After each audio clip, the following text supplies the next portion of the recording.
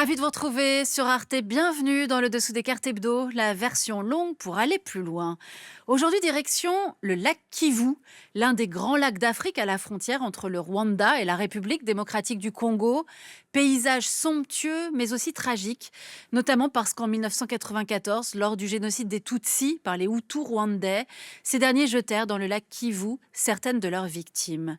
Plus de 30 années après, la région du Kivu ne connaît toujours pas la paix.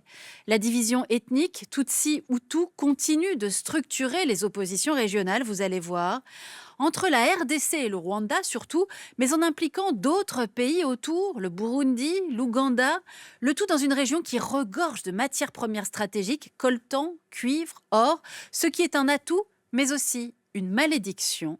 Sortons nos cartes. Pour comprendre pourquoi le Kivu, à l'est de la République démocratique du Congo, est en proie aux guerres depuis plus de 30 ans, commençons par regarder ce que représente la RDC dans son environnement régional, la région des Grands Lacs, au cœur du continent. La RDC est le deuxième pays le plus vaste d'Afrique après l'Algérie. 2,35 millions de kilomètres carrés, plus de la moitié de l'Union européenne. Elle compte quelques 116 millions d'habitants. Bref, un pays immense, difficile à contrôler pour le pouvoir central. Voici la capitale, Kinshasa, excentrée à l'ouest du pays. Les provinces du Nord Kivu, capitale Goma, et du Sud Kivu, capitale Bukavu, se trouvent à plus de 2500 km à l'est. Or, le réseau routier est indigent. À la frontière orientale de l'immense RDC, voici maintenant 3 États de bien moindre dimension. Le Burundi et le Rwanda, des pays de collines de la taille de la Belgique qui comptent chacun 15 millions d'habitants, et l'Ouganda, 53 millions d'habitants pour 240 000 km², la superficie du Royaume-Uni. Ces pays ont en commun d'avoir été colonisés par les Européens au XIXe siècle. Au Rwanda, les Belges ont instauré une catégorisation raciste des populations. Ce pays sera le théâtre du dernier génocide du XXe siècle, le génocide rwandais. Il a bouleversé l'histoire récente de la région. Voyons comment, en remontant au début des années 1990. Au Rwanda, une guerre civile oppose alors deux camps, celui du président Juvenal Habyarimana et son gouvernement dirigé par les Hutus, 90% de la population à l'époque, et celui de Paul Kagame, le leader du Front patriotique rwandais, mouvement armé de la minorité Tutsi.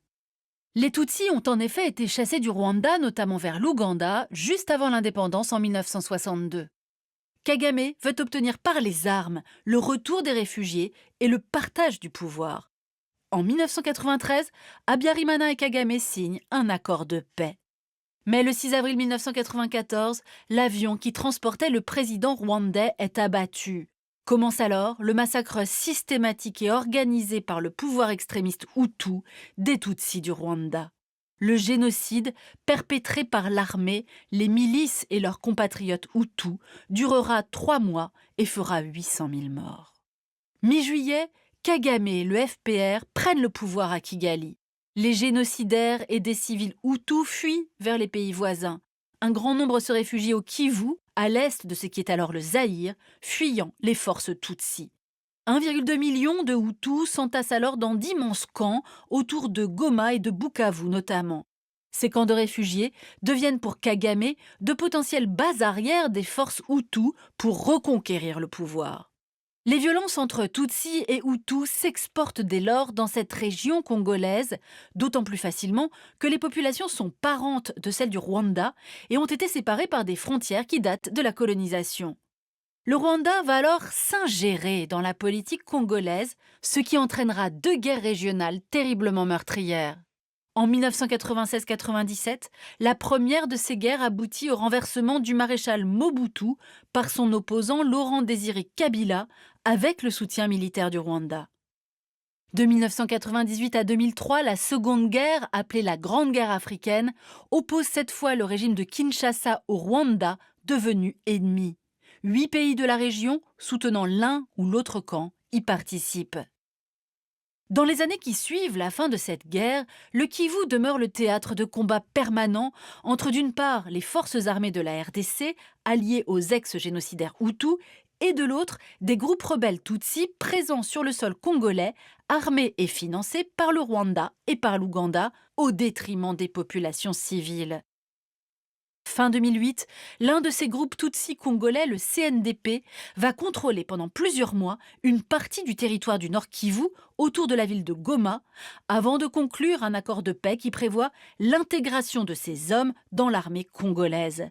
Cet accord, signé le 23 mars 2009, sera de courte durée. Printemps 2012, d'anciens membres du groupe fondent le mouvement du 23 mars dit M23. Toujours avec l'appui militaire du Rwanda, ils vont occuper une partie du Nord Kivu et même la ville de Goma pendant 10 jours à l'automne.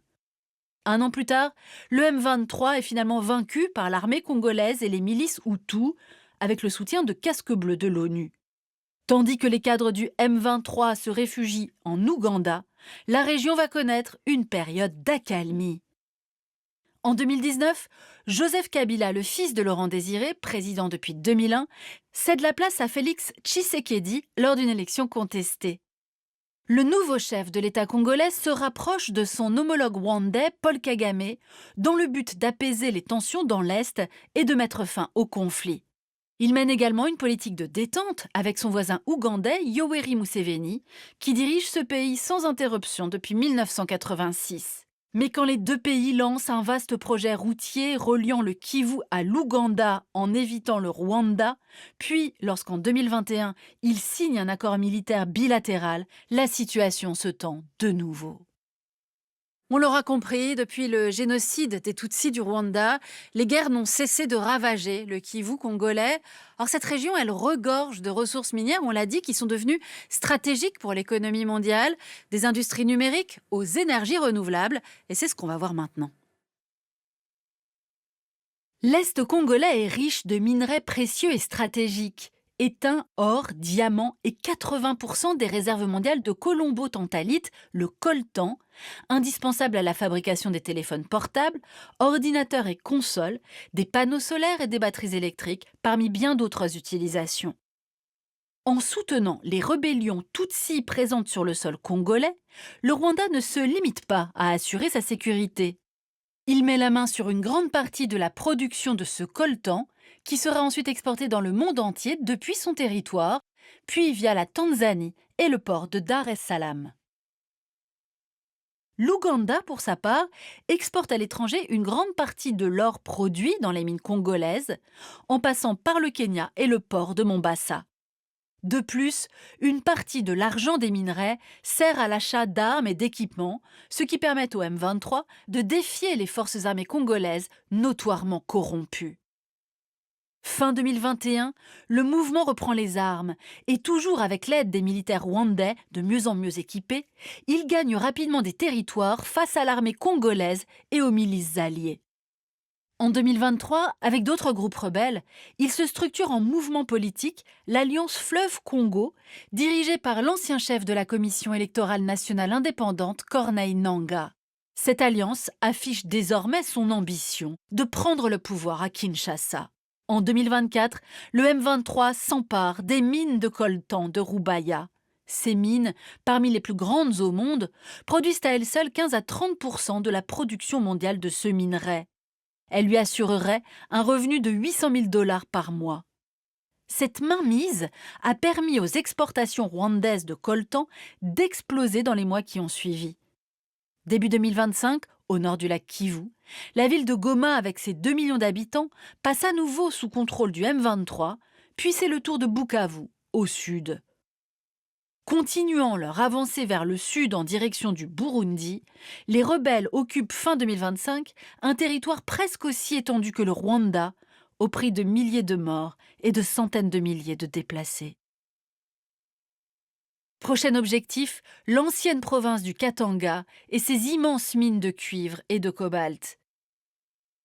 Parallèlement, alors que les efforts diplomatiques pour arrêter cette nouvelle guerre patinent, Donald Trump va envoyer son conseiller principal pour l'Afrique, Massad Boulos, négocier la paix contre des contrats de construction d'infrastructures et d'exploitation minière pour des entreprises de son cercle proche. L'objectif géopolitique de la Maison-Blanche est de rattraper le retard des États-Unis sur la Chine, car la Chine est devenue en 20 ans le numéro 1 de l'ensemble du secteur minier de la RDC. Selon certaines estimations, les entreprises chinoises contrôleraient environ les 2 tiers de l'exploitation des mines du pays, des mines exploitées de façon artisanale, souvent dangereuses pour les ouvriers. 4 décembre 2025, Trump réunit en grande pompe Paul Kagame et Félix Tshisekedi pour la signature d'accords de paix qui tiendront à peine une semaine.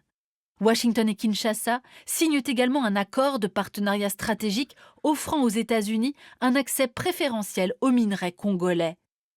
Mais début 2026, les mines de Roubaïa sont toujours sous contrôle des combattants du M23 et environ 4000 soldats rwandais se battent sur le sol congolais selon l'ONU. La paix transactionnelle de Trump n'est pour l'instant qu'un mirage. Et on termine en soulignant la montée en puissance du Rwanda. Petit, on l'a vu quand on le compare au géant congolais, mais très habile. Son dirigeant Paul Kagame est longtemps parvenu à promouvoir l'image d'un pays tenu par contraste avec le chaos congolais. Un Rwanda résilient après le génocide, à l'économie florissante, proche de l'Occident. Mais ces dernières années, les accusations de soutien au M23 notamment ont ouvert les yeux sur ce pays qui joue un rôle majeur dans la déstabilisation régionale. Et pour aller plus loin, ce livre du spécialiste de la région, Florent Piton, qui publie aux éditions de la Découverte le génocide des Tutsis du Rwanda. Ainsi s'achève ce nouveau numéro du Dessous des cartes. Rendez-vous bien sûr la semaine prochaine, même endroit, même heure. Et d'ici là, n'oubliez pas, arte.tv et nos réseaux sociaux pour retrouver l'ensemble de nos vidéos.